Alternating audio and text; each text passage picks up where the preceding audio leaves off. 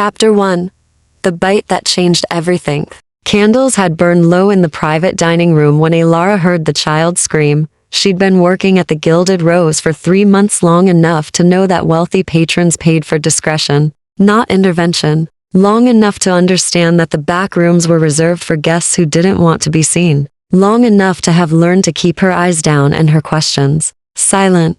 But that sound cut through. Every survival instinct she'd honed since her divorce had left her penniless and alone in this unforgiving city. Alara pushed through the heavy velvet curtain before she could stop herself. The scene inside defied reason. A small boy no more than 4 years old sat on the floor, surrounded by shattered crystal. His mouth was smeared with something dark. A tall man in black stood frozen 3 feet away, one hand pressed to his forearm where fabric had torn away. Blood welled between his fingers, but he wasn't looking at the wound. He was staring at the child with an expression Alara couldn't name. Horror, maybe, or recognition. The boy's eyes were wrong, too bright, too aware for his age. He bit me, the man said quietly. His voice carried an accent Alara couldn't place, something old and careful, each word precisely chosen. The young prince bit me. Alara's training kicked in. She knelt beside the boy, keeping her movements slow and unthreatening. Hey there, are you hurt? The child turned those unsettling eyes toward her. He reached for her sleeve with one chubby hand. Don't, the man started. Too late. The boy's fingers closed on the white fabric of her uniform. He tugged, testing. Then tugged again, harder. Alara tugged back. It was instinct, playful, the kind of gentle resistance that made children giggle. The boy's face transformed. The wrongness flickered and faded, replaced by pure delight. He laughed a real child's laugh and released her sleeve to clap his hands. The temperature in the room dropped 10 degrees. She doesn't know, someone said from the doorway. A woman's voice, sharp with disbelief. Alara looked up to find 3 more figures blocking the exit. All of them were beautiful in the same unsettling way, too perfect, too still, their elegance more predatory than refined. They wore wealth like armor, silk and velvet, platinum and black diamonds. But their faces held the same cold assessment she'd seen in her ex-husband's eyes when he'd explained why he was leaving her for someone younger, prettier, more useful. She can't possibly know what she's done, the woman continued. She was studying Alara the way a scientist might study a specimen. No trained human would dare. I'm sorry, Alara said, rising on shaking legs. Whatever this was, she'd clearly made a mistake. I heard the child cry out. I thought he was hurt. The child, the bleeding man repeated slowly, is Alexander Volkov, Crown Prince of the Northern House. He was still watching her with that unreadable expression. When he tugs, you bow. When he demands, you surrender. When he takes, you give. The words felt rehearsed, ancient, like a catechism. I don't understand, Alara said, clearly. The woman in the doorway moved closer. Her perfume smelled like night-blooming flowers and something darker, copper, maybe, or iron. You responded to a blood prince as though he were an ordinary child. You played with him. She said, played like it was obscene. Do you have any idea what you've done? Alara's throat tightened. She'd lost everything once before because she'd failed to understand the rules of a world she didn't belong to. Her ex-husband's family had made sure she knew exactly how far she'd fallen when they'd crushed her divorce settlement and left her with nothing but debt and shame. She wouldn't grovel again. No, she said, lifting her chin. I don't know what I've done, but I'm not sorry I checked on a crying child. Silence fell like a blade. The bleeding man, the one the child had bitten, made a sound that might have been a laugh. Remarkable, Victor, the woman said warningly. She tugged back. Serafini. Victor, if that was his name, lowered his hand from his wound. The bleeding had already stopped. Impossible. But Alara's eyes didn't lie. The young prince tugged her sleeve, and she tugged back, like he was simply a boy playing a game. Because he is, Alara said before she could stop herself. He's a child. He's a blood prince, Serafini corrected icily. The first vampire born to the Northern House in 3 centuries. Every gesture he makes carries the weight of lineage and law. Every interaction is a test of hierarchy. She turned her attention to Victor. And now this mortal has failed every test, and somehow, pleased him. Alara's mind caught on one word. Vampire.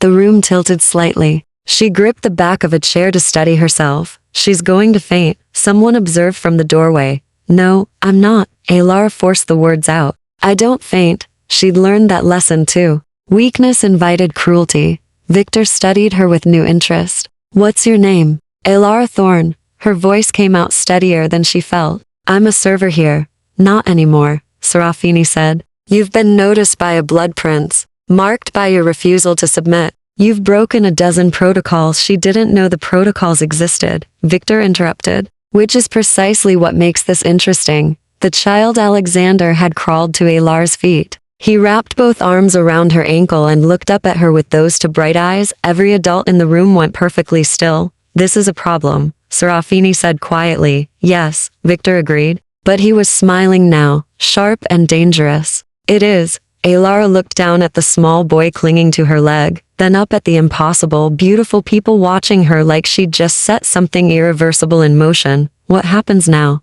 She asked. Victor's smile widened. Now, Miss Thorne, you're going to come with us. Chapter 2. The House of Shadows. The car that waited outside the Gilded Rose was the kind of vehicle Elara had only seen in magazine sleek, black and utterly silent as it glided through the rain-slicked streets. She sat in the back seat with Alexander still clinging to her hand, while Victor sat across from them, watching her with that same unreadable intensity. Serafini had taken a separate car, along with the others. Elara didn't know if that was a good sign or not. Where are we going? She asked, hating how small her voice sounded. Somewhere safe. Victor's answer was deliberate, revealing nothing. The young prince has claimed you. That makes you valuable to some, dangerous to others. Elara looked down at the child pressed against her side. In the dim interior light, she could see that his skin was too pale, his features too refined. But when he looked up at her and smiled, he was just a little boy who wanted comfort. Claimed me, she repeated. What does that mean? It means you belong to the Northern House now, under our protection, under our laws. Victor leaned forward slightly. It means you've been drawn into a world you don't understand, Miss Thorne, and there's no gentle way to explain it. The car turned down a narrow street Elara didn't recognize. The buildings here were older, built from dark stone that seemed to swallow the streetlight. Gothic architecture loomed on both sides, pointed arches, gargoyles, windows like watchful eyes. Try, Elara said. Her fear was hardening into something sharper. She'd been powerless before, swept along by forces she couldn't control. She wouldn't be that woman again. Explain it to me. Victor studied her for a long moment. You already know what we are. Vampires. The word still felt absurd on her tongue. That's impossible. And yet you saw my wound heal. You've noticed that none of us cast proper shadows in candlelight. You've felt the cold that follows us. He tilted his head. What you believe is impossible and what you know to be true are at war inside you right now. I can see it in your eyes. He was right. Elara's hands were shaking. How long? She asked. How long have you been? What you are? I was born in 1347, Victor said simply. I survived the Black Death. I watched empires rise and fall. I've been second in command of the Northern House for 600 years. The number should have been incomprehensible. Instead, it explained the way he moved, like someone who'd had centuries to perfect every gesture, to strip away anything unnecessary or human. And Alexander is the first natural-born vampire child in our house's recent history. Most of us are made, not born. He's precious, irreplaceable. Victor's expression softened almost imperceptibly when he looked at the boy. And he's chosen you as his attendant, which complicates everything. The car stopped in front of an enormous mansion, no, a manor house, all dark stone and iron gates. It looked like something transported from another century, utterly incongruous with the modern city surrounding it. This is your home? Elara asked. One of them. The Northern House maintains properties in every major city. Victor opened the door. Come, you'll need to meet Constantine before rumors spread. Constantine? The Vampire King, Alexander's father. Elara's stomach dropped. The child's father is a king? Not metaphorically. Victor offered his hand to help her from the car. His skin was cool when she took it, not cold exactly, but absent the warmth of living flesh. The vampire world is ruled by houses. Each house has a sovereign. Constantine Volkov rules the northern territories. And his son has just bound you to our household through blood recognition. The manor's interior was exactly what Elara expected, and nothing like it. Yes, there were the Gothic trappings, vaulted ceilings, dark wood paneling, candles and iron sconces. But there was also modern art on the walls, sleek furniture mixed with antiques, and the faint sound of music coming from somewhere deep in the building. Servants moved through the halls. Human servants, Alara realized with a shock. They kept their eyes down and their movements efficient. But they were alive, breathing. Their presence was somehow more unsettling than the vampires. The staff is paid extremely well, Victor said, noticing her attention. And protected. We don't feed on humans without consent, and we never take from those in our employ. House law is very clear on this point, but you do feed on humans, yes, with consent and compensation. Usually from volunteers who come to us willingly. He guided her down a corridor lined with portraits, centuries of pale, beautiful faces watching their passage. We're predators, Miss Thorne, but we're civilized ones. We have rules, ethics, systems designed to protect both our kind and yours. They stopped before an enormous door carved with intricate designs, wolves and ravens intertwined, with symbols. Alara didn't recognize. Constantine is waiting, Victor said quietly. A word of advice. Don't bow. Don't apologize. And don't lie. He values courage and honesty above submission. Why are you helping me? Alara asked suddenly. Victor's expression flickered surprise, maybe, or something older. Because you tugged back, he said. Because you saw a frightened child, and responded with kindness instead of fear. Because in 600 years, I've watched countless humans react to our world, and very few of them have your particular brand of stubborn grace. Before Alara could respond, the doors swung open. The man inside was tall, easily 6.5 feet, with black hair that fell to his shoulders and eyes the color of winter ice. He wore modern clothes, but he carried himself like a warlord from an ancient age. The air around him felt heavy, charged with authority that made Alara's instincts scream to run. This was what a vampire king looked like. Alexander pulled free from Alara's hand and ran to his father, who scooped him up with surprising gentleness. Papa, the boy said, speaking for the first time. His voice was small and sweet. I found her. The one from the stories. Konstantin Volkov's ice blue gaze locked on Alara. Did you? He said softly. Well then, let's see if she survives the introduction. Chapter 3. The king's interrogationer had faced judgment before. She'd stood in a divorce lawyer's office while her ex-husband's attorney systematically destroyed her credibility. She'd endured the pitying looks from friends who'd chosen sides. She'd survived the moment her landlord changed the locks because she couldn't pay rent, but she'd never felt anything like the weight of Konstantin Volkov's attention. He set Alexander down gently, murmuring something in a language Alara didn't recognize. The boy nodded and slipped away through a side door, leaving her alone with the two ancient vampires. Sit, Konstantin said. It wasn't quite a command, but it wasn't a suggestion either. Alara sat in the chair he indicated, a high-backed monstrosity that made her feel even smaller than she was. Victor moved to stand near the fireplace, his posture relaxed, but his eyes watchful. Konstantin remained standing. He circled her chair slowly, studying her from every angle. Alara forced herself to sit still, to keep her breathing even. She'd learned long ago that predators, human or otherwise, responded to fear. Tell me what happened, Konstantin said finally. In your own words. Leave nothing out.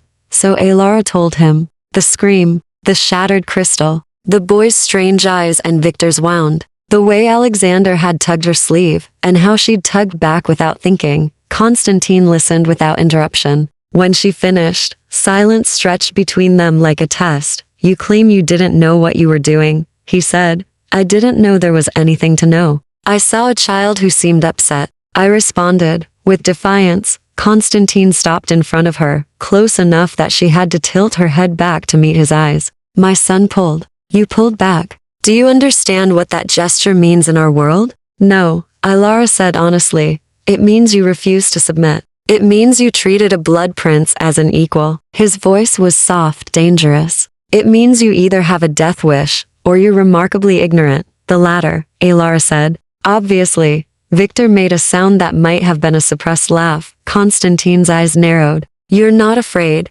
I'm terrified, Alara corrected. But I've learned that showing fear to powerful men only encourages them. Something shifted in Konstantin's expression. Powerful men, he repeated. Not powerful vampires. Men, you asked for honesty, so I did. Konstantin moved to the other side of the room, putting distance between them. When he spoke again, his voice had lost some of its edge. Victor tells me you work as a server. That seems beneath your intelligence. Intelligence doesn't pay rent. The job was available, and I needed money. Why? Constantine turned back to face her. What brought you to the Gilded Rose? What are you running from? The question struck too close to wounds that hadn't fully healed. Alara's jaw tightened. That's personal. Nothing is personal anymore. You've entered my house. You've been marked by my son. Your past is now relevant to our security. Constantine's tone remained even, but there was steel beneath it. I can find out through other means, Miss Thorne. I'm offering you the courtesy of telling me yourself. Alara weighed her options. She could refuse, but Victor had warned her not to lie. And something in Constantine's bearing suggested he would indeed discover whatever he wanted to know. I was married, she said finally, to a man from a wealthy family. When the marriage ended, his family made sure I lost everything: my reputation, my savings, my career prospects. I came to the city to start over with nothing but debt and a ruined name.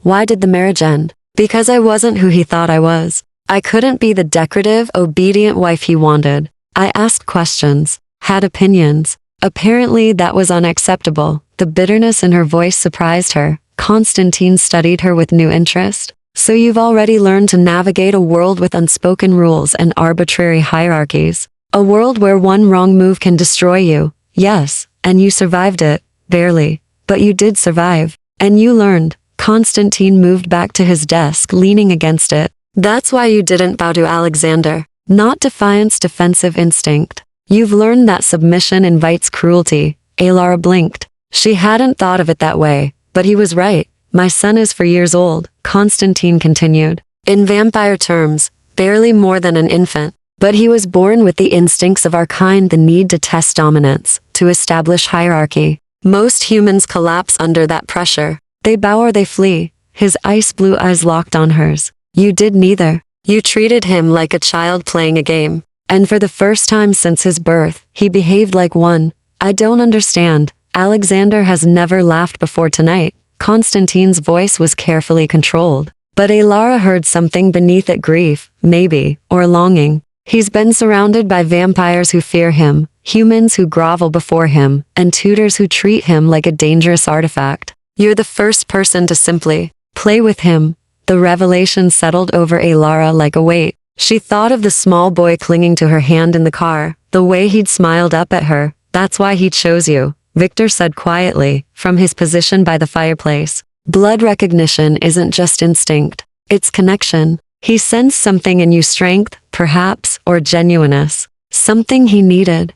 And now? Alara asked. Now you're bound to this house, Constantine said. Under my protection and my authority. You'll live here. You'll serve as Alexander's attendant. You'll learn our laws, our customs, our ways. I didn't agree to that. You agreed the moment you tugged back. Constantine's expression was implacable. Blood recognition is binding. You can't undo it. The only question is whether you'll accept this willingly or make it difficult for everyone. Alara's hands curled into fists. Another cage. Another set of rules she didn't choose. But then she thought of Alexander's laugh. The wonder in his eyes. The loneliness she'd recognized in a 4-year-old child who'd never been allowed to simply be young. What exactly would this attendant position entail? She asked carefully. Constantine smiled, a real smile, sharp and approving. Now you're asking the right questions. Chapter 4. Lessons in Blood and Darkness. The room they gave Alara was larger than her entire previous apartment. High ceilings, velvet curtains in deep burgundy, a 4-poster bed that looked like it belonged in a museum. The bathroom had marble floors and a clawfoot tub big enough to swim in. Everything spoke of wealth so old it had forgotten how to be ostentatious. Alara stood in the center of it all, still wearing her server's uniform, and tried to process the last 3 hours of her life. A soft knock interrupted her thoughts. Come in, she called. Expecting a servant, Victor entered carrying a leather-bound book and what looked like a stack of clothing. I thought you might need these, he said, setting the clothes on the bed. And this. He held up the book. A primer on house law and vampire customs. Required reading for all human residents. How many human residents are there? Alara asked. Currently, 43 staff members, 12 researchers, and 5 companions. Victor's pause before the last word suggested complications. And now you. Though your position is unique, because I'm attached to the blood prince, because you're attached to the blood prince and you entered that relationship through recognition rather than contract. Victor moved to the window, pulling back the curtain to reveal the night-dark grounds. The others chose this life. They signed agreements, accepted terms, negotiated compensation. You were simply claimed. That doesn't seem fair. Fairness is a human concept. We deal in older currencies: blood, debt, and recognition. He turned back to her. But Constantine is not unreasonable. He'll compensate you well. Your debts will be cleared. You'll want for nothing material, except freedom. Victor's expression softened almost imperceptibly. Is that what you want? Freedom to return to serving tables and dodging creditors? Freedom to live in poverty because your ex-husband's family destroyed your prospects? The words stung because they were true. I want choice, Alara said quietly. I want to understand what's happening to me before I'm swept away by it. Then read. Victor tapped the book. And ask questions. I'll be your instructor in houseways. It's better you learn from someone willing to explain rather than make mistakes that could prove costly. Costly how? There are other vampire houses, Miss Thorne, and not all of them share Constantine's relatively progressive views on human rights. If you offend the wrong visitor, break the wrong protocol, he trailed off meaningfully. Let's just say ignorance won't protect you. Alara picked up the book. It was heavy, the leather worn soft from age and use. When do we start? Tomorrow evening. Vampires sleep during daylight hours not because we'll burn in sunlight, but because the day weakens us significantly. You'll find the household operates on a reverse schedule. Victor moved toward the door, then paused. One more thing. Alexander will likely come to you when he wakes at sunset. He's attached already. Try not to encourage behavior that Constantine won't approve of, such as defiance, independence, human warmth. Victor's smile was sad. Everything that comes naturally to you. After he left, Alara changed into the clothes he'd brought: soft trousers and a sweater in midnight blue, far finer than anything she'd owned in years. Then she settled into the window seat and opened the book, The Covenant of Houses, A History and Guidede. First chapter detailed the structure of vampire society. 5 great houses ruled different territories across the globe. The northern house controlled most of Europe and parts of North America. Each house was sovereign, but they operated under a shared set of laws called the Covenant. Alara read about blood oaths and binding contracts, about the difference between turned vampires and the extremely rare natural-born, about feeding rights and territory, disputes and the complex etiquette that governed interactions between houses. She learned that blood recognition, what had happened between her and Alexander, was considered sacred, unbreakable. It happened when a vampire sensed a deep compatibility with a human, a connection that transcended logic or choice. It was supposed to be romantic. Instead, it felt like a chain. Alara was 3 chapters in when she heard the small knock at her door. Too tentative to be an adult. Come in, Alexander, she called. The boy slipped inside, still wearing the same formal clothes from earlier. In the lamplight, his too pale skin and too bright eyes were even more obvious. But his expression was shy, uncertain, completely human. Did I wake you? He asked in that sweet, small voice. No, I was reading. Alara set the book aside. Shouldn't you be with your father? Papa is meeting with the house council. Victor said I should rest. But I'm not tired. Alexander crept closer. May I stay here? Every instinct told Alara this was a test. That she should send him away, maintain boundaries, remember that he was a prince and she was a servant, however unusual. But he was also 4 years old and lonely, for a little while, she said. But if your father comes looking for you, we're both going to be in trouble. Alexander's face lit up. He climbed onto the window seat beside her, careful and formal in his movements. What are you reading? A book about vampire laws. That sounds boring. It's extremely boring, Alara agreed. But apparently necessary. Victor makes me read boring books too. About history and protocol and blood mathematics. Alexander wrinkled his nose. I'd rather hear stories. What kind of stories? The kind my mama used to tell. Before he trailed off, his brightness dimming. Alara's heart clenched. What happened to your mother? She died when I was born. Papa says she was human. That's why I'm special, because I'm half her and half him. Alexander looked up at Alara with those ancient, childish eyes. Do you know stories? Human ones? Alara thought of her own childhood, before her marriage, before everything fell apart. I know some.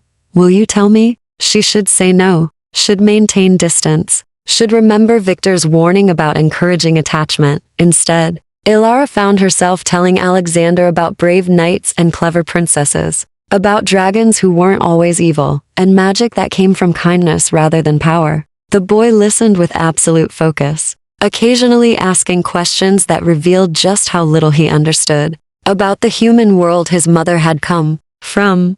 They were halfway through a story about a girl who outwitted a witch. When the door opened, Constantine stood in the doorway, his expression unreadable. Ilara's voice died mid-sentence. Alexander looked up at his father with something like guilt crossing his small face. I told him he could stay for a little while, Ilara said quickly. I'm sorry, I've finished the story, Constantine interrupted. He moved into the room with that predatory grace, and sat in a chair across from them. I want to hear how it ends. Chapter 5. Threads of understand. Angela's voice wavered only slightly as she continued the story, acutely aware of Constantine's ice blue gaze tracking her every word. She finished the tale. The girl escaped the witch through cleverness rather than magic, found her way home, and lived safely ever after. I like that one, Alexander said, snuggling closer to Ilara's side. The girl was brave. She was smart, Constantine corrected gently. Bravery without intelligence is just recklessness. He stood, extending a hand to his son.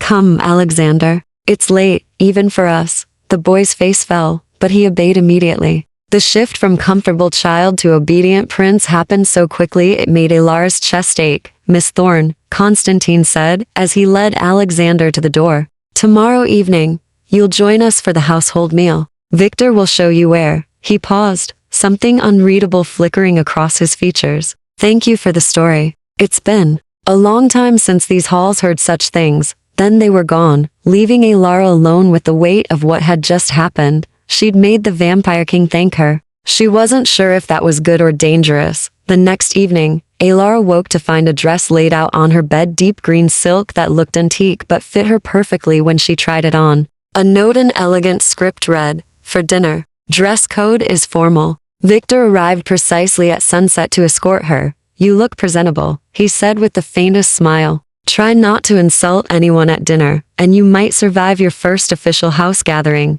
How reassuring. The dining hall was a cavernous room, lit by hundreds of candles in iron chandeliers. A long table dominated the space, already filled with vampires in various states of elegant dress. They all turned to watch as Victor led Ilara to a seat. She recognized Serafini from the restaurant, looking even more severe in black velvet. There were others, a red-haired woman with sharp features, a man who looked barely 20, but watched the room with ancient eyes, an elderly-looking vampire, whose presence commanded respect. Constantine sat at the head of the table, Alexander in a high chair beside him. The boy waved when he saw Ilara, then remembered himself and went still. Everyone, Constantine said without preamble, this is Ilara Thorne. She's been claimed by Alexander through blood recognition and will serve as his attendant. She's under house protection. Treat her accordingly. The vampires studied her with varying degrees of interest and skepticism. A human attendant for the blood prince, the red-haired woman said.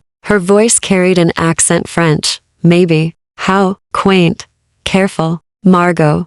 Victor murmured from beside Ilara. Your disdain is showing. I'm simply surprised Constantine would allow someone so entrained near his heir. Margot's smile was all teeth. What if she makes a mistake? What if she teaches the boy human weaknesses? Then she'll answer to me, Constantine said calmly. As will anyone who harms her. His gaze swept the table. Blood recognition is sacred. You all know this. Alexander chose her. That choice will be honored. Human servants brought out the first course. Wine for the vampires. Though Ilara noticed none of them actually drank. For her, there was real food, roasted duck, vegetables prepared with herbs she couldn't name, bread still warm from the oven. You're not eating? She asked Victor quietly. We can eat. We simply don't need to. He gestured to his wine glass. This is mostly tradition. And the wine helps, in small amounts. Blood is our only true sustenance. Where do you get it? Volunteers, as I mentioned. We have arrangements with blood banks. Some humans come to us directly, seeking the experience. Victor's expression was carefully neutral. It's all consensual and compensated. House law is absolute on this point. What happens if someone breaks that law? They're executed. Publicly. The elderly vampire spoke from across the table. His voice was soft, but carried absolute authority. We cannot afford to be monsters, Miss Thorne. Our survival depends on maintaining the covenant, on proving we can coexist with humanity. This is Magnus, Victor introduced. House historian and Constantine's advisor. Magnus inclined his head. You're wondering why we live this way. Why we don't simply take what we want, given our strength. The thought crossed my mind, Alara admitted, because we remember what happens when we do. Magnus's eyes held centuries of memory. The purges, the witch hunts that weren't always about witches, the wars that nearly destroyed us. We learned painfully that humans are not prey. You're partners in this world, whether either species wishes it or not. Pretty words, Margot said, but we're still predators. Still superior in every measurable way, are we? Constantine's voice cut through the conversation. Miss Thorne survived poverty and betrayal through human resilience. She recognized my son's loneliness where every vampire in this house saw only his bloodline. She shows us traits we've lost: spontaneity, warmth, the ability to connect without calculation. He looked directly at Margot. I'd call that valuable, not weak. Margot's expression tightened, but she said nothing. Alexander chose that moment to reach for Alara across the space between them. Story? He asked hopefully. After dinner, Constantine said firmly. First you eat. The boy made a face, but obeyed, picking at the small portion of food on his plate. Victor had explained that young vampires could eat solid food, but would transition to blood only as they matured. The conversation shifted to house business territory disputes, economic matters, mentions of other vampire houses and their movements. Alara listened more than she spoke, trying to understand the complex web of alliances and tensions. The Southern House is requesting a summit, Serafini said. They want to discuss the treaty violations. Constantine's expression hardened. Lucien always wants something. The question is what he's really after. Who's Lucien? Alara asked before she could stop herself. Every vampire at the table went still. The vampire king of the Southern House, Magnus said carefully. And Constantine's oldest enemy. Constantine's ice-blue eyes found hers across the table. He's also coming here, in 3 days, for negotiations that could determine whether our houses go to war. Chapter 6. Secrets and Scars. The announcement hung in the air like a blade. War? Alara's voice came out smaller than she intended. Potentially. Constantine's tone remained even, but tension radiated from every vampire at the table. Lucien believes we've overstepped our territory boundaries. We believe he's using that as an excuse to challenge our authority. The summit will determine which narrative prevails, and if it doesn't go well, Alara asked, then humans in both territories will suffer most, Magnus said quietly. Vampire wars are fought in shadows, Miss Thorne, but the collateral damage is always mortal. Margot leaned forward, her sharp features calculating.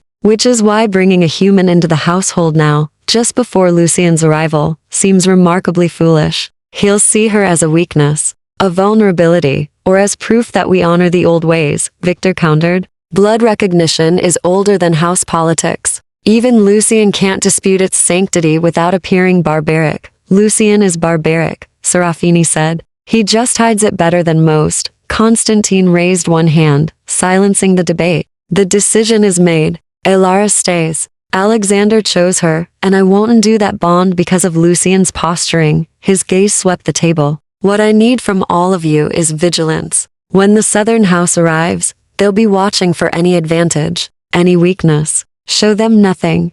The dinner continued, but the atmosphere had shifted. Vampires spoke in lower tones, their conversations tinged with strategy and suspicion. Alara felt the weight of their glances assessing her, measuring her potential to become a liability. When the meal finally ended, Alexander was already half asleep in his chair. Constantine lifted him with surprising gentleness. Miss Thorne, he said, walk with me. It wasn't a request. Victor gave her a subtle nod, encouragement or warning. She couldn't tell. Alara followed Constantine and the drowsy child through corridors that grew progressively quieter. Away from the populated areas of the manor, they stopped at a nursery that seemed incongruous in the Gothic mansion's soft rugs. Painted murals of forests and stars, shelves of toys that looked both antique and well-used. Constantine laid Alexander in a small bed and pulled the covers up. Sleep well, little one, he murmured in the other language. The boy mumbled something back. Already drifting off, Constantine stood there for a long moment, watching his son with an expression that transformed his severe features into something achingly human. Then he turned to Alara. Come, we need to talk. He led her to an adjacent room, a study, lined with books and maps. A fire burned in the grate. Despite the mild evening, Constantine moved to pour himself wine, then seemed to reconsider and set the bottle down untouched. You're wondering why I'm not sending you away, he said, without preamble. Why I'm keeping you here when it would be safer for everyone to break the blood recognition and release you. Can you do that? Alara asked. No, but you don't know that yet. Constantine turned to face her. I could lie. Tell you the bond is breakable. Send you back to your old life with enough money to start over properly. But you're not. But I'm not. He moved closer, and Alara forced herself to hold her ground. Do you know why Alexander has never laughed before you? Why, a 4-year-old vampire child has never behaved like a child? You told me. Because everyone treats him like a dangerous artifact. Because his mother died screaming. The words were flat, emotionless. But Alara heard the grief beneath them. Elena was human, beautiful, brilliant, and convinced she could bear a vampire child and survive it. I warned her, begged her not to try. She insisted. Constantine's jaw tightened. The birth tore her apart. She lived long enough to hold him once, long enough to bleed out while I watched, helpless to save her. Alara's throat constricted. I'm sorry.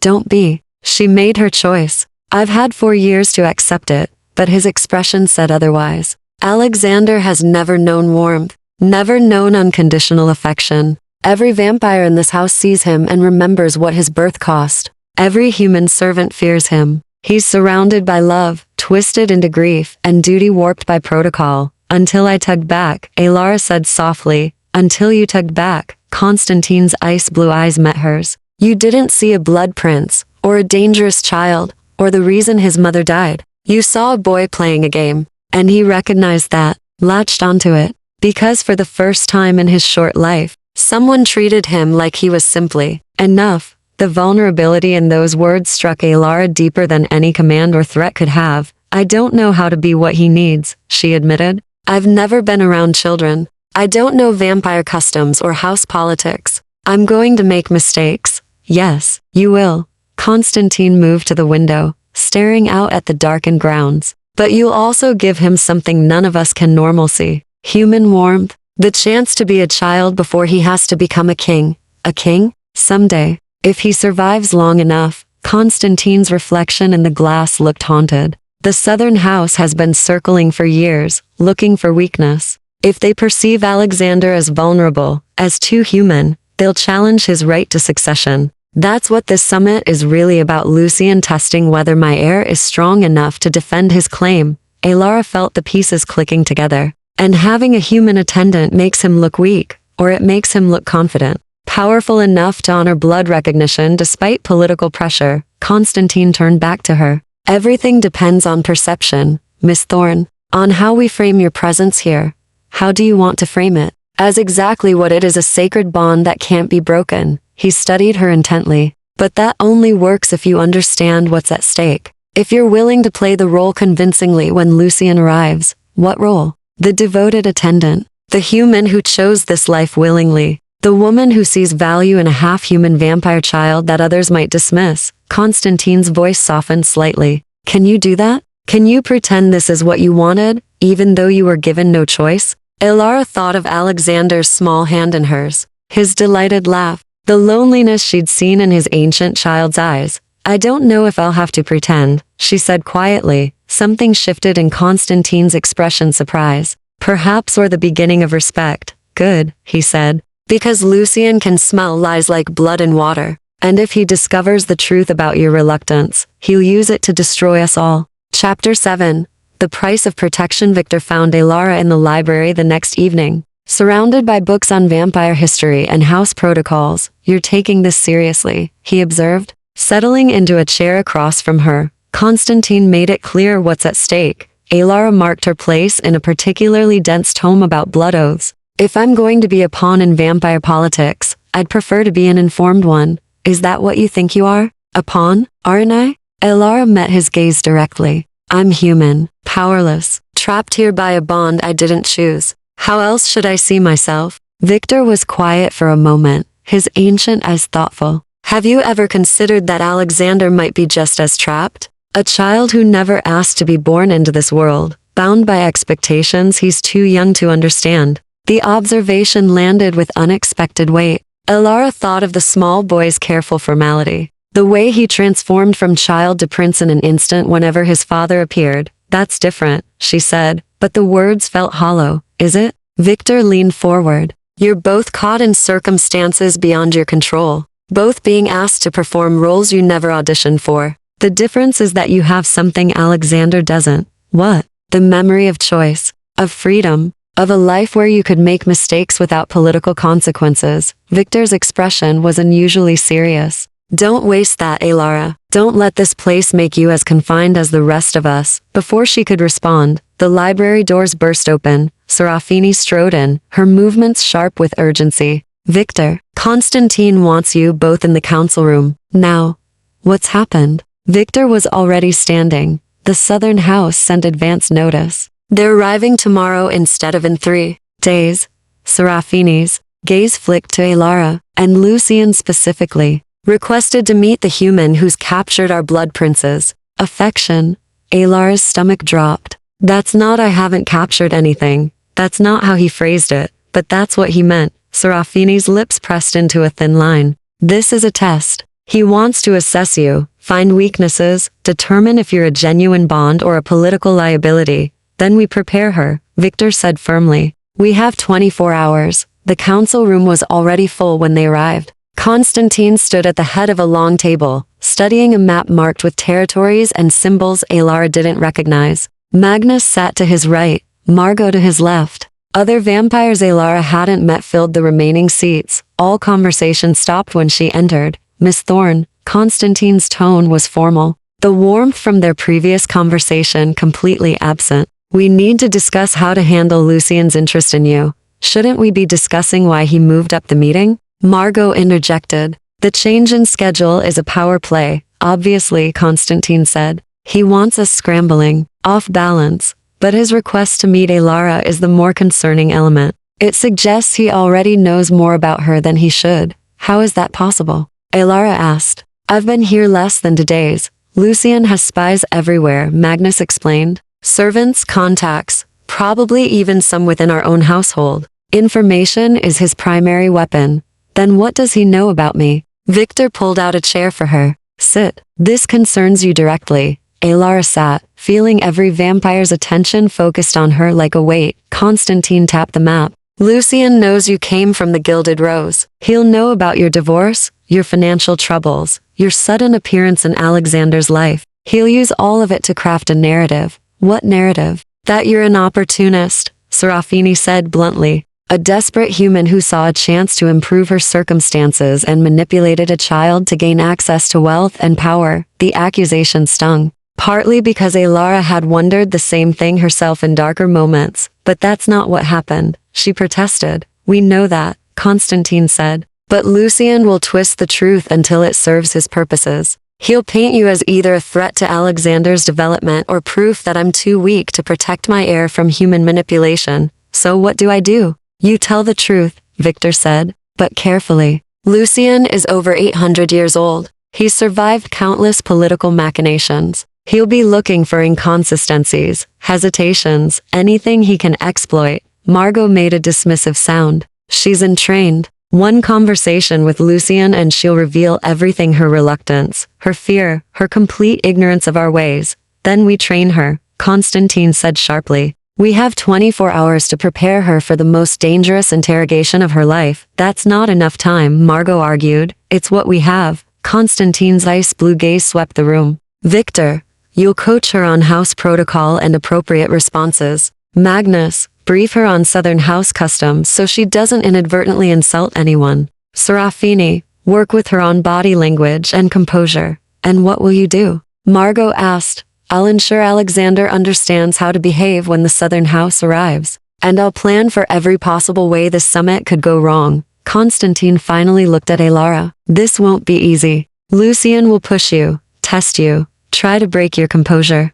But if you can convince him that your bond with Alexander is genuine and beneficial, it could shift the entire negotiation in our favor. And if I can't convince him, the silence that followed was answer enough. Then Lucien will use you as evidence that I'm unfit to rule the northern house, Constantine said quietly. He'll push for a leadership challenge, and the war I've been trying to prevent will become inevitable. Alara's hands trembled in her lap. She pressed them flat against her thighs to still them. So the lives of everyone in this territory depend on whether I can lie convincingly to an 800-year-old vampire? Not lie, Victor corrected gently. Just emphasize certain truths over others. That's still lying. Welcome to vampire politics, Margot said, with a cold smile. Where survival requires becoming something you're not. Constantine's expression hardened. Enough, Margot. If you can't be constructive, leave. Everyone else, we begin preparations immediately. He looked at Alara again, and something in his gaze softened almost imperceptibly.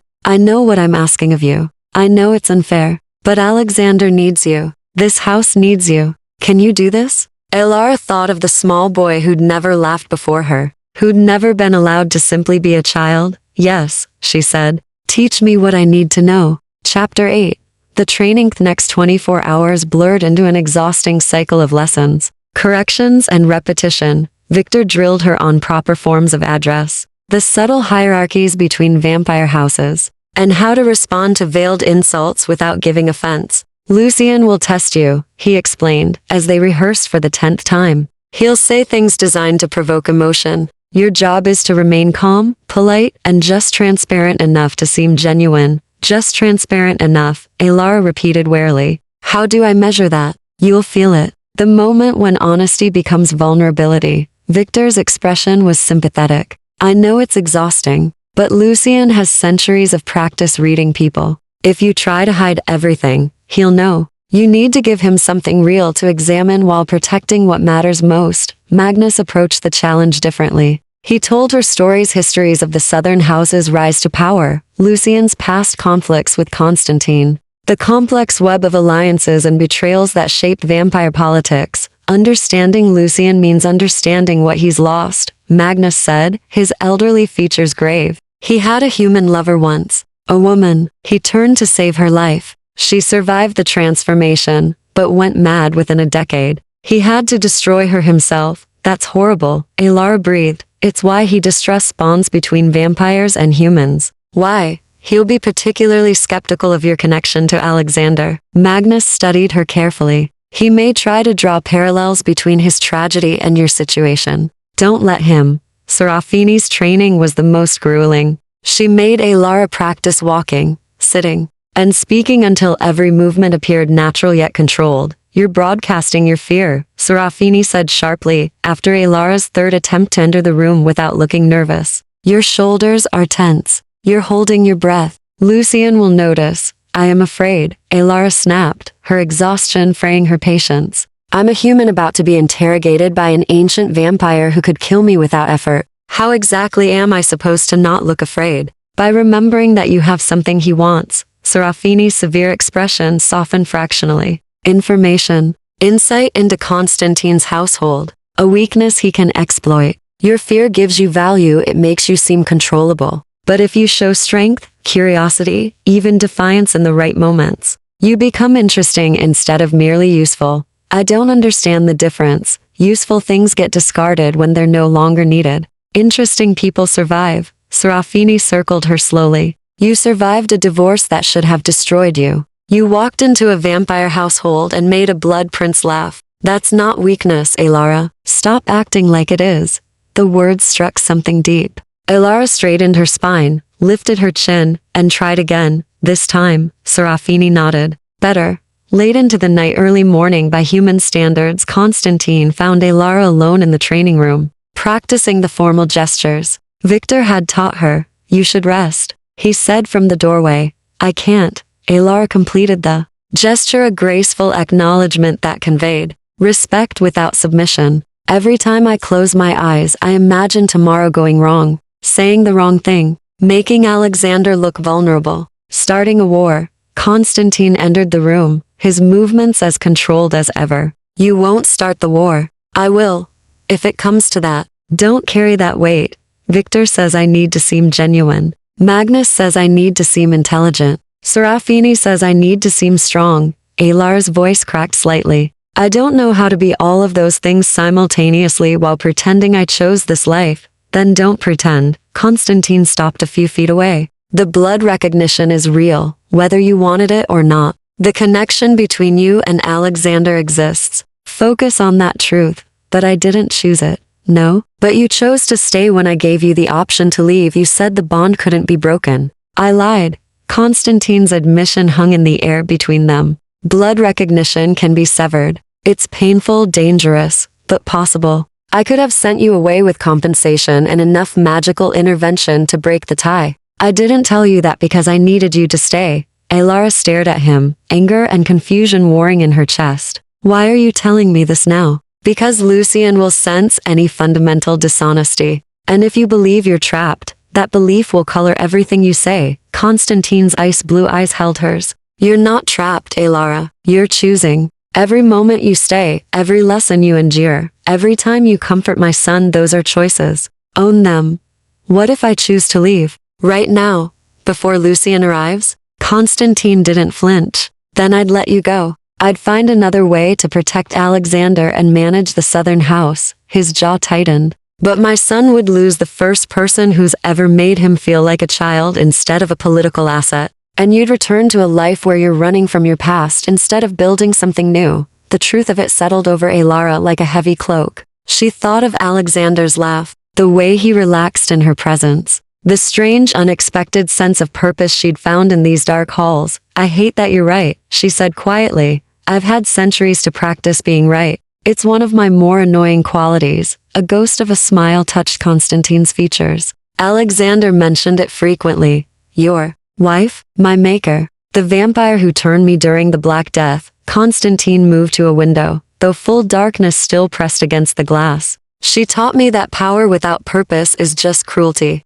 That strength means protecting those weaker than yourself, not exploiting them. Is that why you created such strict feeding laws? That's why I've spent 600 years trying to build a house where humans and vampires can coexist without constant fear. He turned back to her. Lucian thinks it's weakness. He believes we should rule through terror and absolute control. Tomorrow, he'll try to prove that my way is failing, using me as evidence, using you as evidence. Constantine's expression hardened. Which is why you need to show him something he doesn't expect. Not a frightened human or a manipulative opportunist, but a woman who made an informed choice to protect a child. That's a narrative he can't easily dismiss. Alara took a shaky breath. And if I fail, then we fight, and probably lose. Constantine's honesty was brutal, but somehow reassuring. But I don't think you'll fail. You've survived worse than Lucian's scrutiny. You just need to remember that. A soft sound from the doorway made them both turn. Alexander stood there in sleeping clothes, his hair mussed, his small face worried. Papa, Alara, why aren't you sleeping? Constantine's severe features softened instantly. Bad dreams, little one? The boy nodded, then ran to Alara, wrapping his arms around her waist. I dreamed the bad vampires took you away. Alara's heart clenched. She knelt to his level. I'm right here. I'm not going anywhere. Promise? She looked up at Constantine, saw something raw and hopeful in his ancient eyes, and made her choice. I promise, she said.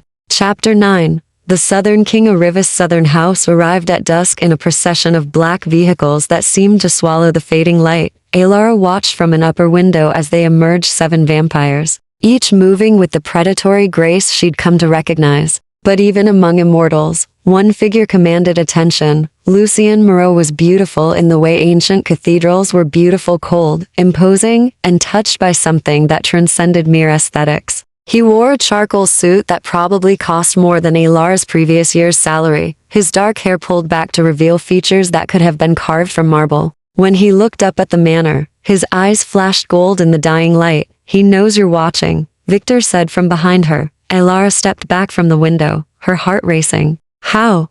Because that's where he'd be if positions were reversed. Lucian thinks like a strategist. He'll have already mapped the manor's layout, identified exits, assessed vulnerabilities. Victor adjusted the collar of her dress, deep burgundy silk that Serafini had selected for its combination of elegance and modesty. Remember what we practiced. Polite, but not submissive. Honest, but not unguarded. I remember, Alara's voice came out steadier than she felt. Good. Because once we go downstairs, every word you speak will be analyzed. Every gesture interpreted. Victor offered his arm. Ready? No, perfect. Confidence can be faked. Fear kept you alive before. It will again. They descended the grand staircase together. The entrance hall had been transformed for the occasion. More candles, fresh flowers that looked funereal in their dark beauty, servants positioned at precise intervals. Constantine stood at the center of it all, with Alexander at his side. Both dressed in formal black that made them look like figures from a darker age. The massive doors opened. Lucian entered first, flanked by two vampires who radiated barely contained violence. His golden eyes swept the hall, cataloging everything, before settling on Constantine. Cousin, he said, his voice carrying a French accent that made every word sound deliberate. How generous of you to receive us on such short notice. Family is always welcome, Constantine replied with equal formality. Though I confess curiosity about the accelerated timeline, I grew impatient. Lucian's smile was all sharp edges. When one hears rumors of unprecedented events in the northern house, waiting becomes unbearable. His gaze slid past Constantine to land on Alara. The weight of that attention was physical. Alara felt her training kick in spine straight, chin level, hands relaxed at her sides. She met his golden eyes without flinching, though every instinct screamed to look away. How fascinating, Lucian murmured. He moved closer with fluid grace. The human who captured our young prince's heart. Tell me, Tree, what is your name? Alara Thorn, your majesty. The title felt strange on her tongue, but Victor had insisted on proper address. Alara. He tested her name like he was tasting wine. And how long have you been in service to the northern house? 5 days. Lucian's eyebrows rose fractionally. 5 days. Yet I'm told you've already achieved what decades of careful attendance could not. You've made the blood prince laugh. Alexander is a child, Alara said carefully. Children laugh when they're happy. Vampire children are not human children, Miss Thorne. Surely you've learned that by now. Lucian circled her slowly, the way Constantine had during their first meeting. But where Constantine's scrutiny had felt assessing, Lucian's felt predatory. They're born with instincts that take humans decades to develop. Dominance, hierarchy, the fundamental understanding that they are predators. And you are prey. He's still 4 years old, with the power to drain you in seconds if the mood struck him. Lucian stopped in front of her, close enough that she could see flecks of amber in his golden eyes. Does that not terrify you? The honest answer would destroy her, but Victor's voice echoed in her memory. Give him something real to examine while protecting what matters most. Of course it does, Alara said. I'd be stupid not to feel some fear around creatures that could kill me without effort. But fear isn't the only thing I feel. Oh? Lucian's smile widened. Do tell. I feel curiosity about a world I never knew existed. Anger at being given no real choice in my circumstances. And she hesitated, then committed. Protective toward a lonely child who needed someone to see him as more than a political asset. The hall went silent. Lucian studied her for a long moment. You admit to anger, to resentment at your position. Yet you stay. I made a promise to Alexander. Alara forced herself to hold his gaze. Whatever else I am, I keep my promises, even promises made under duress. Even those. Lucian laughed, a genuine sound that somehow made him more dangerous, not less. She's remarkable, Constantine. Truly. Where did you find her? She found us, Constantine said. His voice carried a warning. The blood recognition was spontaneous, genuine, not something we orchestrated. So you say. Lucian turned back to Alara. Tell me, Miss Thorne, what were you before you entered this household? What desperate circumstances led you to a vampire's door? This was the trap Victor had warned her about. Lucian wanted her to reveal vulnerability he could exploit, or pride. That would seem dishonest. I was a divorced woman living in poverty, Alara said simply. My ex-husband's family destroyed my reputation and my prospects. I worked at the Gilded Rose as a server because it was the only job I could find that paid enough to cover my debts. How convenient that blood recognition lifted you from such circumstances. Convenient. Alara felt her composure slip slightly. I lost my freedom, my privacy, my ability to make my own choices. I'm being interrogated by an 800-year-old vampire king because my presence here might start a war. That's not convenient, Your Majesty. That's terrifying. Silence fell again, heavier this time. Then Lucien smiled a real smile, touched with something that might have been approval. There it is. The genuine article. He turned to Constantine. I see why she intrigues you. She has fire beneath the fear. Is your curiosity satisfied? Constantine asked coldly, not remotely. But it can wait until after dinner. Lucien's golden eyes found Alara once more. I look forward to continuing our conversation, Miss Thorne. I have so many questions about your unique perspective on vampire-human relations. He moved past her, then, his entourage following. Alara felt her knees weaken, but forced herself to remain upright until they'd all entered the formal dining room. Victor appeared at her elbow. You did well, he murmured. Better than expected. He's testing me. Of course he is. And you passed the first examination. Victor's expression was grim. But the real challenge comes at dinner. That's when he'll try to break you. Alara watched through the doorway as Lucien settled into his seat, his golden eyes never leaving her face. Then I'd better not break, she said quietly. Chapter 10. Fire and Blood. The formal dinner was a carefully orchestrated performance where every word carried double meaning and every silence held threat. Alara sat between Victor and Magnus, positioned deliberately away from the head of the table, where Constantine and Lucien faced each other like generals before battle. Alexander had been excused too young for the political maneuvering. Though Alara suspected Constantine simply wanted his son away from Lucien's scrutiny, the Southern House vampires watched her with varying degrees of interest. A woman with silver hair and violet eyes studied Alara like a specimen under glass. A younger-looking vampire with cruel features smirked whenever she caught Alara's gaze. Only one seemed neutral, a dark-skinned man who sat quietly, observing everything but revealing nothing. Tell me, Constantine, Lucien said, swirling wine. He wouldn't drink. How does one justify binding a human to a blood prince without proper contracts? Without the safeguards our laws require? Blood recognition predates contract law, Magnus interjected smoothly. The covenant explicitly honors such bonds as sacred and binding, when they're genuine. Lucien's golden eyes flicked to Alara. But how do we verify authenticity? Miss Thorne herself admits she was desperate, poor, and working in a restaurant frequented by our kind.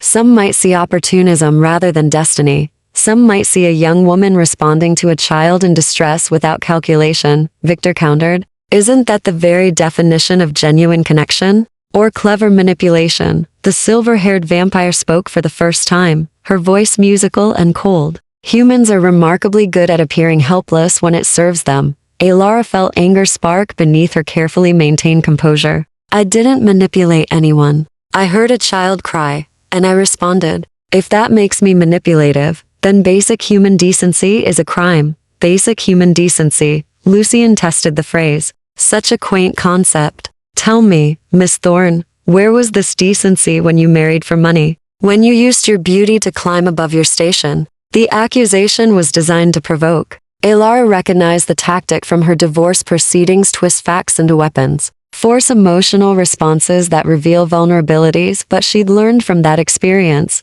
I married for love, she said evenly. Or what I thought was love. My ex-husband's wealth was incidental. When the marriage failed, I discovered that his family's lawyers were significantly better than mine. That's not manipulation. That's naivety.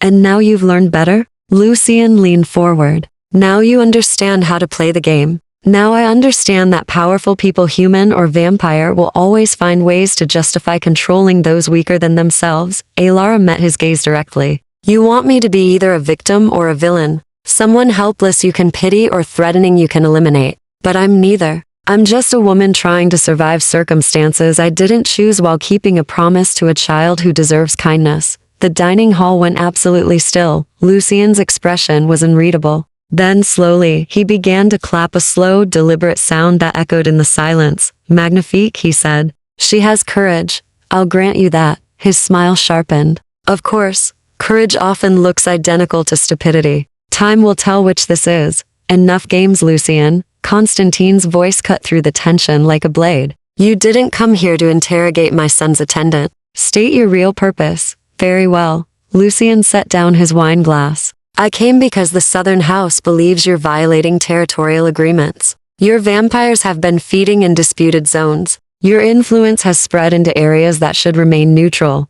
We've done nothing that breaks the covenant, Constantine said coldly, perhaps not the letter of it, but certainly the spirit. Lucien's golden eyes gleamed. You claim to want peace between our houses, yet you expand your power systematically. You bind humans through blood recognition rather than proper contracts. You allow your heir to develop attachments that make him vulnerable. Alexander's bonds are his own, Constantine said. And they make him strong, not weak, do they? Lucien looked at Alara again. What happens when Miss Thorne grows old, dies? Will the young prince watch his first real connection with her and fade? Will that make him strong, cousin, or will it break something in him that never heals? The question struck Alara like a physical blow. She hadn't thought that far ahead, hadn't considered what her mortality meant in a world of immortal beings. That's decades away, Victor said. And not relevant to territorial disputes. Everything is relevant. Lucien stood, his movements fluid and threatening. You're building a house on unstable foundations, Constantine. Human connections, progressive policies, pretending we can be anything other than what we are, predators who've learned to wear civilized masks. We are what we choose to be. Constantine rose to face him. And I choose to build something better than the brutal hierarchy you call tradition. Then you're a fool. Lucien's voice dropped to something dangerous. And fools don't survive long in our world. The temperature in the room plummeted. Alara felt Victor tense beside her. Magnus's hand moved subtly towards something beneath the table. The Southern House vampires shifted in their seats. Predatory instincts engaged. Then Alexander's scream shattered the moment. It came from upstairs high. Terrified, unmistakably the sound of a child in danger. Alara was on her feet before she could think, already running toward the stairs. Behind her, she heard Constantine shout her name, heard Victor curse, but she didn't stop. The nursery door was open. Inside, Alexander stood frozen in the center of the room, staring at something Alara couldn't see. His small body trembled, his two bright eyes wide with fear. Alexander, Alara said, keeping her voice calm even as her heart raced. What's wrong? The boy pointed to the window with a shaking hand. Alara looked, a figure crouched on the ledge outside, another vampire, one she didn't recognize. Its eyes glowed red in the darkness, and its smile revealed fangs longer and sharper than any she'd seen before. Well, the creature said, in a voice like broken glass, isn't this interesting? The little prince and his pet human, all alone. It crashed through the window in an explosion of shattered glass. Alara threw herself in front of Alexander without thinking. Her arms spread wide. Despite knowing she was utterly powerless against a vampire attack, the creature laughed. How sweet. The human thinks she can protect him. Then it lunged. Alara braced for impact, for pain, for death. Instead, she heard a roar that shook the walls and felt something massive move past her. In a blur of darkness and fury, Constantine slammed into the attacking vampire with enough force to crack the floor. His fangs were fully extended, his ice-blue eyes burning with something primal and terrifying. This wasn't the controlled king from downstairs. This was an ancient predator defending his young. You dare? Constantine snarled, each word dripping with rage. Enter my house? Threaten my son? The attacking vampire tried to flee, but Constantine was faster. He caught it by the throat and lifted it off the ground. Please, the creature gasped. I was hired just following orders. Whose orders? But Constantine never got an answer. The vampire dissolved into ash between his fingers, leaving only the acrid smell of burned flesh. Alara stood frozen. Alexander clutched against her legs as Constantine slowly turned to face them. His fangs retracted. His eyes faded to their normal ice blue, but his hands were still stained with ash. Are you hurt? He asked, his voice rough. No, Alara managed. We're fine. Lucien appeared in the doorway, his expression calculating. How unfortunate. An assassin in your own house, Constantine. Your security must be deteriorating. Get out, Constantine said quietly. Pardon? Get out. Constantine's voice was deadly calm. This summit is over. Leave my territory by dawn, or I'll consider your presence an act of war. Lucien smiled. As you wish, cousin. But this isn't over. Tonight proved exactly what I came to demonstrate. Your compassion makes you vulnerable. And vulnerabilities get people killed. He left, his entourage following. Alara sank to her knees, pulling Alexander into her arms. The boy was shaking, crying silent tears against her shoulder. I've got you, she whispered. You're safe. I promise. Constantine stood over them, covered in ash and fury, and for the first time since they'd met, Elara saw fear in his ancient eyes. Not fear of Lucian, fear of what he'd almost lost.